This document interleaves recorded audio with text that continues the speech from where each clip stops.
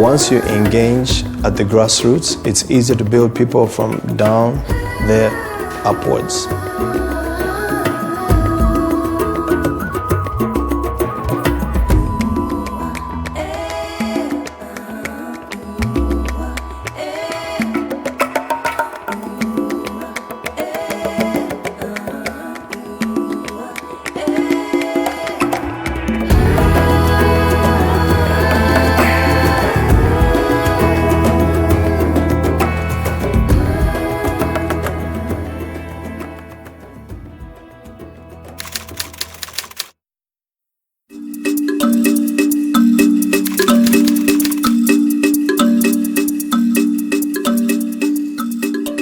For a start, it's an old concept. The bamboo bike is an old concept, and what we've done is gone back into history, looked at what a bamboo bike used to be, and then we've worked on improving it to what it is now.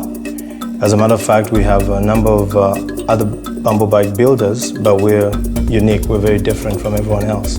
We have looked at our competitors. They're still a little bit behind us in the final quality standard. And obviously we have our bikes custom made. We engage with our clients and find out exactly what they're looking for and try as much as possible to come very close, if not perfectly, what they want.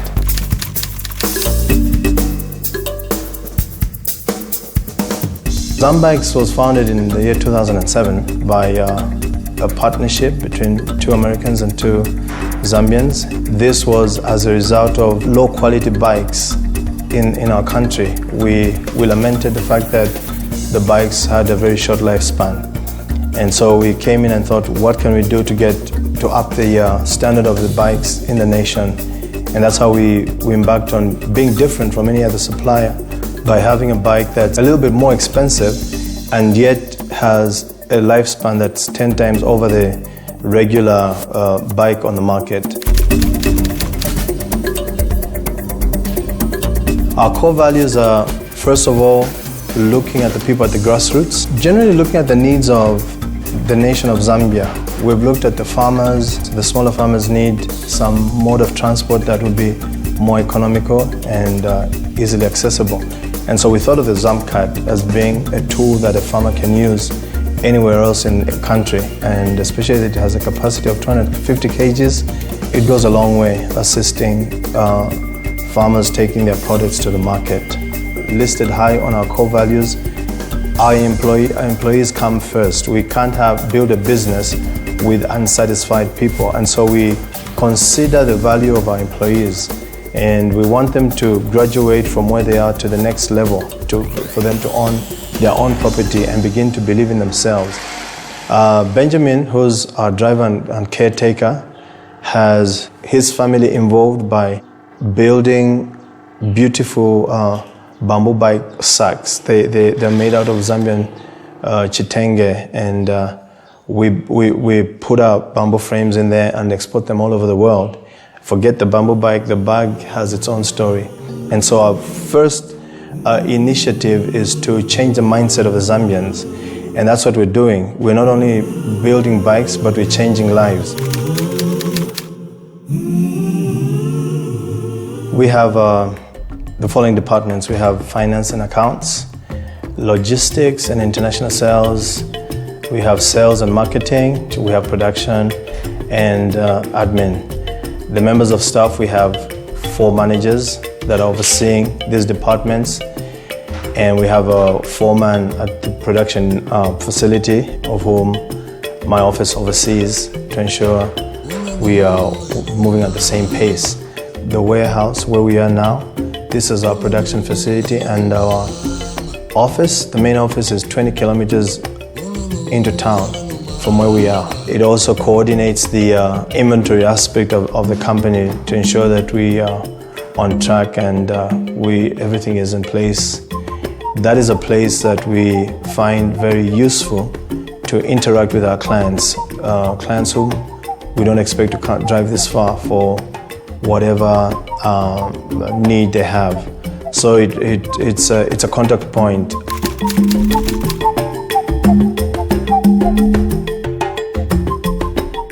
We have bamboo, which is a very regular product all over Zambia. It remains Zambikes' secret, which kind of bamboo and what size, how old. Our steel is generally supplied from South Africa, and I think they are the major suppliers in this region. As you know, we don't produce steel here yet.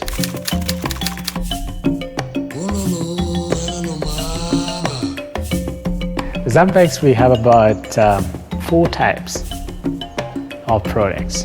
The first one is a bamboo bag. We customize the bamboo depending on what the client wants.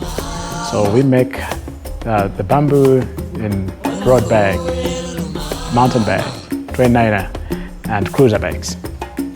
The second product is the Zambulance. It's an ambulance bicycle. It's made in the steel.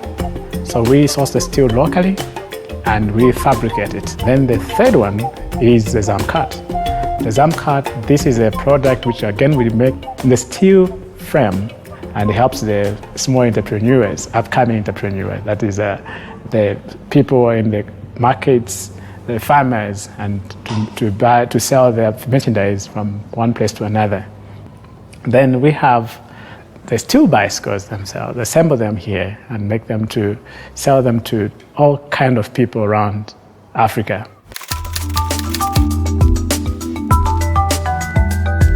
We target the people who are doing the racing bikes, who are promoting the eco-friendly products that is on the bamboo and others want to be greener. Then we target countries like Europe, Asia, and America, and of course, Australia.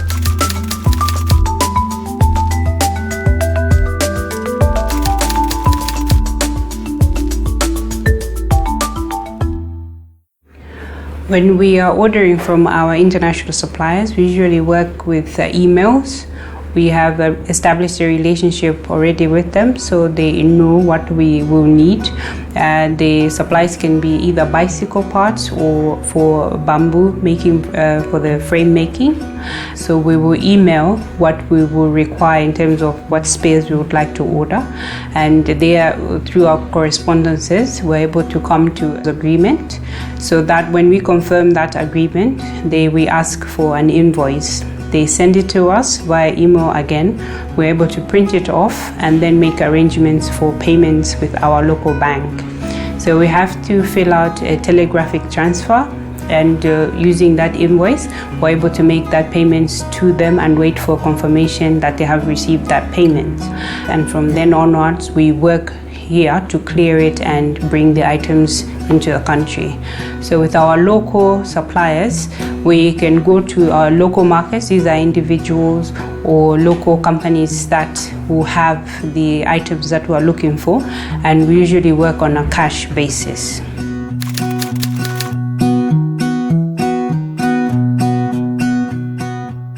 When you order, then the things come.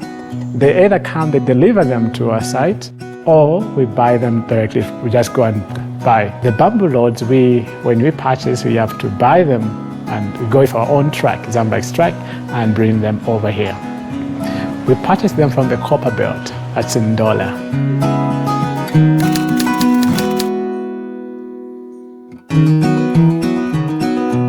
So you have a report of what emails you're sending out, a report of what payments have gone out, and then a report of what has actually come into the country.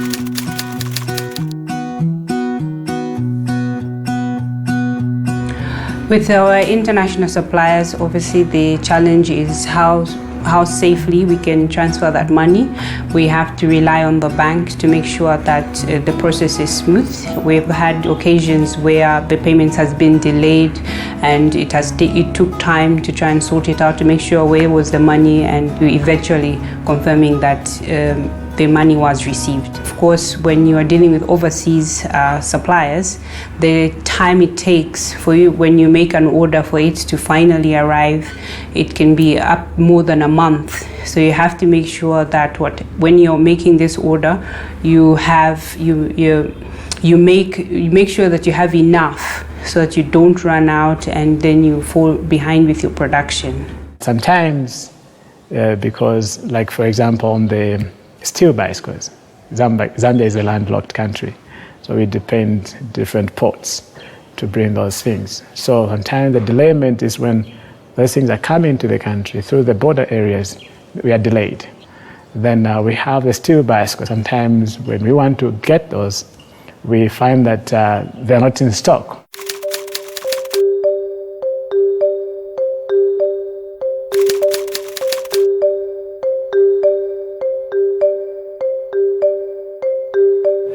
After putting on a board, then we'll try to organize for buying some stuff for making that, or in short, material for making the Zambulance or the bamboo bike. We'll go in departments. If maybe we'll make Zambikes, then there's a team who is doing for Zambikes. If we go for a bamboo bike, then there's some group which are doing for a bamboo bike. They will start selecting some stuff which they can make for a Zambikes. Then after that they will cut in pieces. After cutting in pieces, now there's a one man who's a welder. Then we go for welding. Then after welding, then we paint. After painting, then we keep in our storage.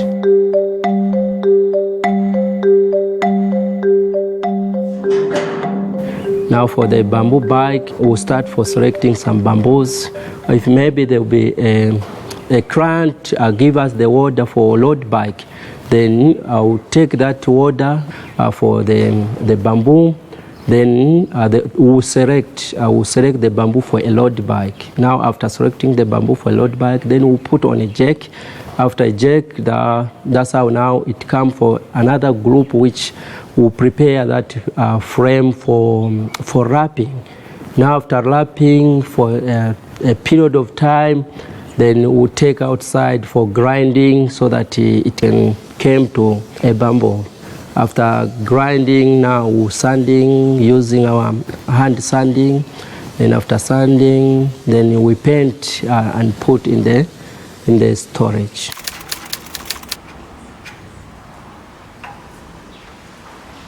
For the quality control for the bamboo, after all process of making a frame, then we'll take that frame to a stage of checking. We have some diameters which we check for the frame, like a bamboo frame. Then we have a job cut, which we call job cut, which we put all the measurements for a bamboo to make sure that a client which ordered that frame, we make sure that he or she should know that these sizes of the bamboo is like this and like this. So after we took the job cut to put in the bike, so that it will help us for communication or to understand the standard of that bike is. By the time maybe we are in process of making that orders, we may found that there's no electricity. Sometimes we may find that the machine which we use be a blackout, the challenges for manpower. So what we did most of the time, if we have some orders, then we try to organize some group which is like a helpers to us.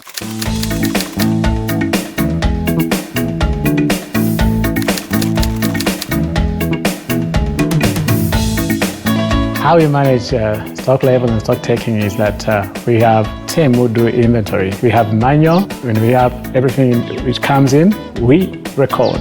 Every week they have to indicate what has gone out and what is coming in. They indicate so that we're able to know. Then at our admin office, we have a computerized system. So whatever is captured in the manual system, in the manual way, is put in the computers. So it's captured and we are on track. And that way it reduces not knowing what is not in place.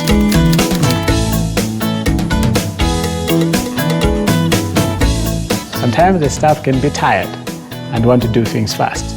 So he may just indicate because he's assuming this is what went out. So in that level you discover that you are missing out the actual inventory in the system. We reinforce that by making sure that we double check the actual physical count is done after 2 weeks to make sure we are doing the right thing.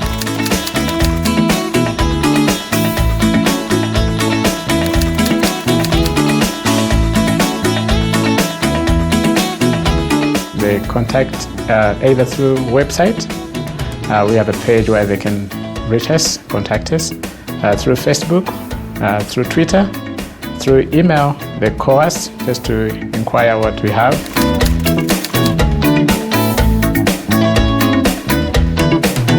We receive the purchase orders from the client. Then from there, I need to capture it and I send them a sales confirmation. And that is entered in our system as a sales confirmation or sales order. When the customers ordered, I need to make sure that every stage we are in, let's say from the start of making the bamboo, when it is on the certain part, I need to send the pictures to a client so that the client understands where the bike is going and how far it's going. That way it makes a client to be in touch with us and to know how the bike is being produced. And once it's sent to a client, I need to update him with a tracking number from which we capture from our courier company, the other courier company which we have contracted, so that he knows every stage where the bike is reaching.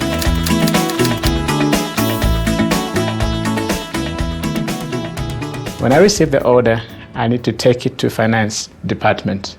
So finance department capture it in the computer, and then we sign up whereby they pay 50% down payment before we start the production, so that when they finish, upon delivery, when we send the tracking numbers, some they're able to send the other 50%, and some they do 100%. So clients pay via the bank or wire transfer. They do a wire transfer to us. So that's how it works. And once they do that, we ask them to send a confirmation details. How local customers pay, some of them they come straight here. They pay through the check, by check, and also by bank transfer. When the money is wired, like on the 50%, because the block figure could be, let's say, $20,000 US. So, and the client pays 50%, which is at 10,000. So when we send the 10,000, they forget the bank charges.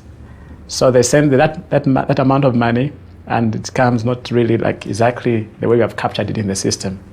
So that there's a variance of, we found that things are not balancing. So that's a challenge.